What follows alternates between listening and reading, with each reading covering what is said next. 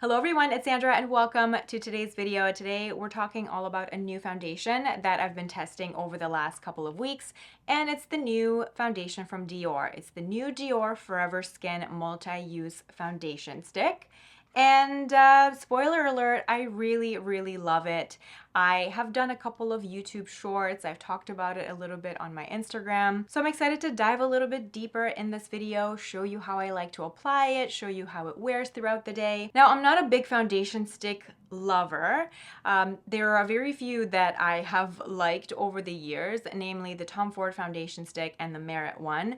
And the Tom Ford foundation stick is discontinued, and the Merit one, which was my old travel go-to, I used up on my last trip. So I was in the market for a new foundation stick that would be great for travel. My main criteria were buildable, like light to medium buildable coverage, great lasting power, good color match because I don't want to have to buy multiple shades, no pore clogging ingredients. I'm not usually super militant about the ingredients in my makeup. With skincare, I am a little bit more careful, but I had just been breaking out a lot more in the last few months. And whenever I'm breaking out more, if I'm super stressed, I'm more sensitive to pore clogging ingredients, and I like to be more thorough. So I did run the ingredients through a ingredients, like a pore clogging ingredients checker. I like the one from Sofie Pavitt,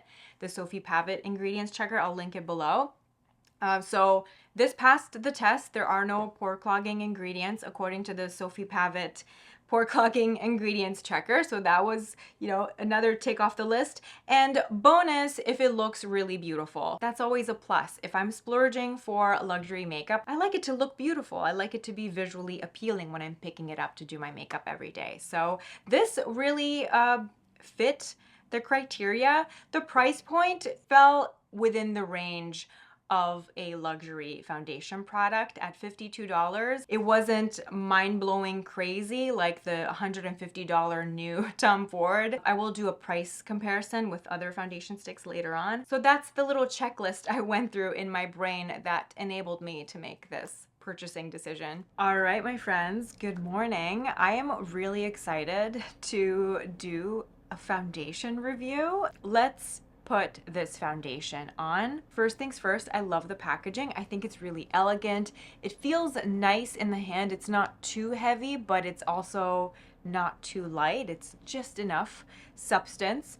You have the beautiful Dior quilting at the cap, the streamlined logo, and what I noticed is that this pops out quite easily, which to me indicates that this is a refillable product. I haven't personally been able to find any refills for sale yet, but that's a great feature if this is a refillable product, which I'm hoping it is. I have this in the shade 2N, and I have to pat myself on the back because it is a really great color match, and I color matched myself online because I wasn't able to check this out in store. It was online only at Sephora. It has a very strong fragrance to it. It's the same fragrance that all Dior foundations have. They haven't changed the scent of their foundation over the years, which for me brings back so many fond memories. I've generally loved Dior foundations throughout the years, even though they always end up reformulating or discontinuing the formulas that I love. The fragrance hasn't changed. It's a very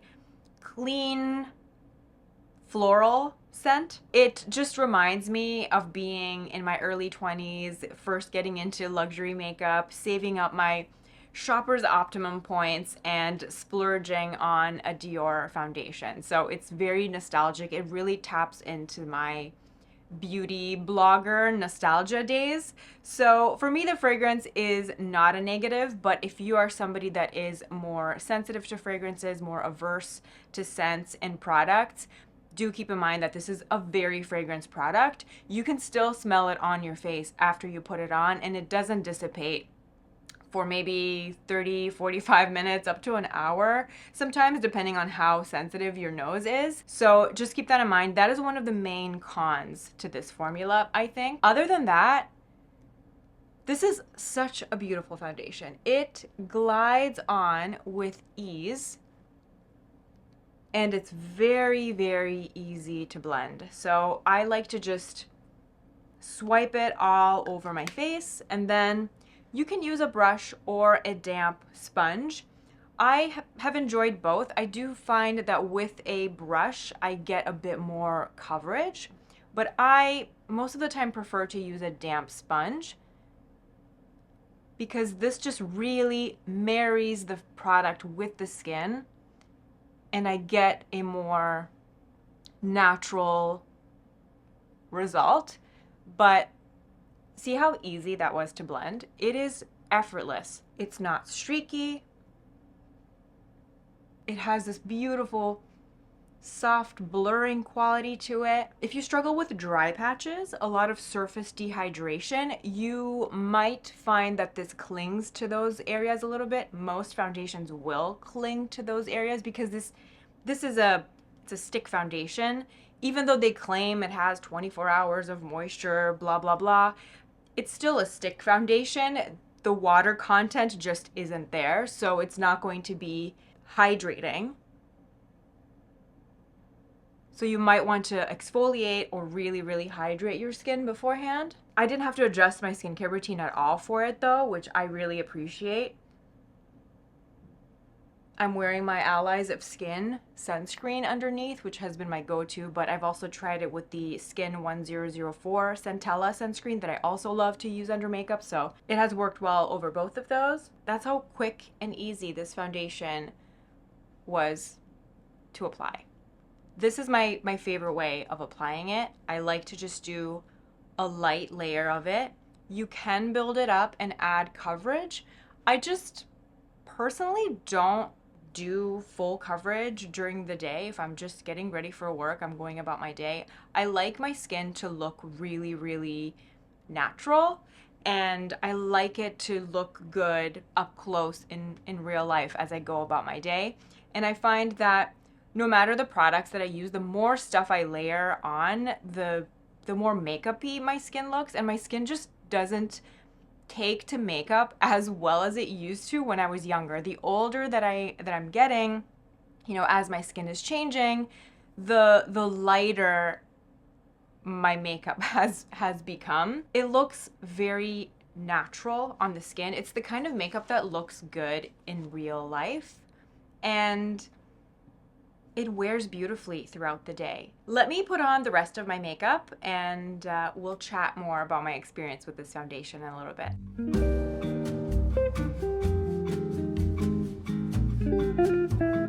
Just as devastated as everybody else on the internet about the Givenchy powder reformulation, thankfully, I only use this powder under my eyes, so I use it very sparingly, and I have about half a jar left. It's so sad, but you know what? I've been burned by brands like this so many times. It's time that the TikTok generation finally feels the burn too. My personal plan is to just go back to my previous favorite under eye setting powder. My old favorite before I discovered this was the Pat McGrath under eye setting powder, and that one was incredible as well. The only reason I switched to the Givenchy is because of this Givenchy shade with the shade number 3 with the pink. But Pat McGrath launched a pink brightening under eye powder just this year.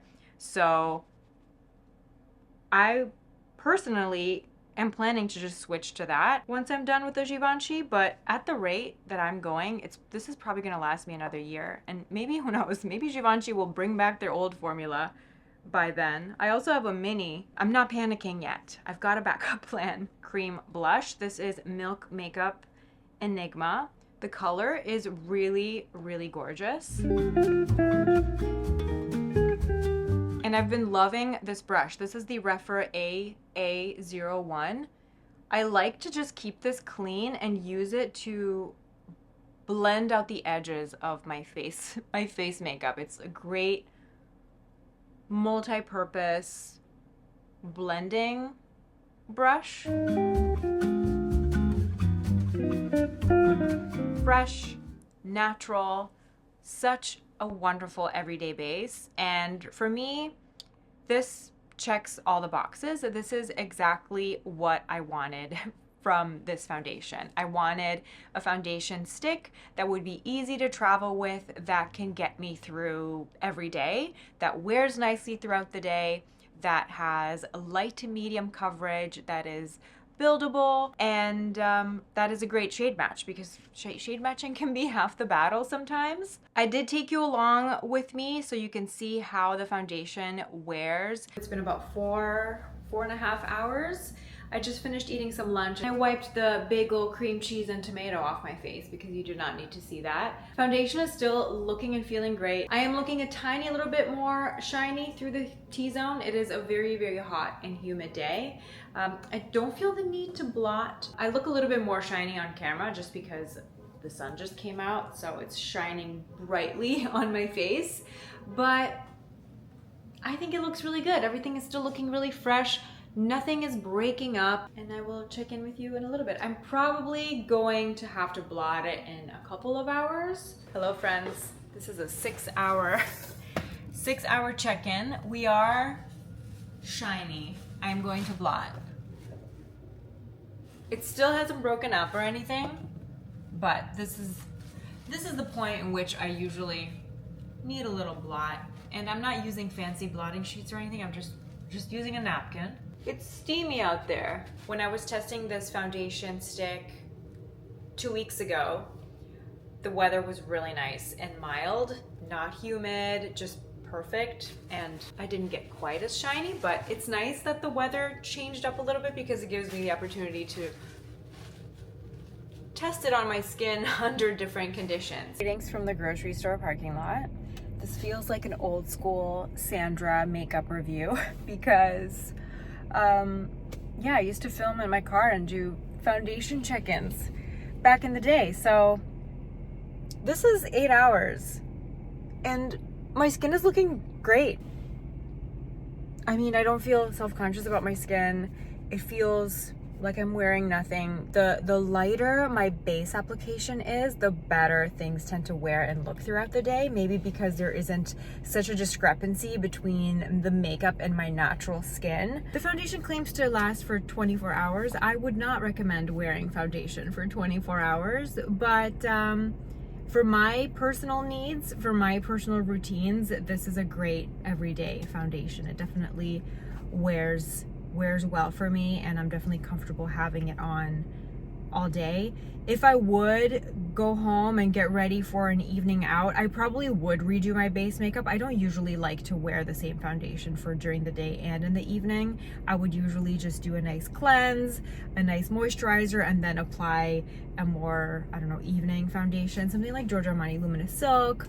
I usually like to wear that one in the evenings, but for an everyday foundation, especially for travel, the Dior gets a 2 big thumbs up for me. It takes a lot for me to fall for a foundation stick. I don't love most of the ones that I've tried. The Westman Atelier foundation stick didn't work for me. The Hourglass Vanish foundation stick didn't work for me. They sat on my skin, they were quite heavy, and they did not wear well at all. My previous 2 favorite foundation sticks were the Merit foundation stick. That was my old go-to travel foundation stick. And then before that, my favorite foundation stick was the Tom Ford foundation stick that got discontinued. I remember enough about both of those formulas to know that I like this even better. In terms of the consistency and the finish, this is somewhere in between the Tom Ford and the Merit. It's not quite as emollient as the Tom Ford foundation stick. I think the Tom Ford foundation stick was better suited to somebody with a slightly drier skin type. That one really gave more luminosity throughout the day, and that one had maybe a smidge more coverage, but that one I could only really wear in the colder seasons. I couldn't even dare to dream to wear it in the summertime because it just made me very, very, very oily throughout the day, but it just looked really, really gorgeous when it was freshly applied. The Merit had better lasting power on my combo oily skin. I could wear that in the summer, no problem. But the Merit wasn't as cosmetically elegant and as easy to blend The Merit took a little bit more effort and more skin prep for me to get it to really look the way I want it to look. More likely to cling on to dry patches and to enhance dryness. I really had to be mindful of my skin prep before. I had to make sure I exfoliated and had a very, very well moisturized base. Whereas this one, I experienced a little bit of clinging to dry patches, maybe a couple of times in the last 2 weeks that I've tested it, but really is effortless to blend, which is a wonderful quality. It wears beautifully throughout the day. The color match is amazing. It doesn't oxidize. I think it's worth a try. I also hear amazing things about the Fenty foundation stick. That one is also on my list to try. I was between buying that one or this one for my upcoming travel, but ultimately what made me choose this one is because this one seems to be a little bit more long wearing and have a little bit more coverage than the Fenty. And also just for vanity's sake, I find the packaging of this a lot more beautiful. I think the Fenty would also be an incredible option. In terms of price comparison, the Dior foundation is $52 for 10 grams of product. The Tom Ford foundation stick was $90 for 15 grams of product. The Merit complexion stick is $38 for 6.5 grams of product. And the Westman Atelier is $68 for 9 grams of product. So if we break that cost down per gram, the Dior is actually the most the best price. Let me compare to the Fenty too, just out of curiosity. $36 for 9 grams. So the Fenty will be the best price. I hope you found this helpful. As always, if you have any questions, I'm more than happy to answer them and chat with you in the comments below. Thank you so much for watching. I hope you're having a wonderful day and I will see you in my next video. Bye.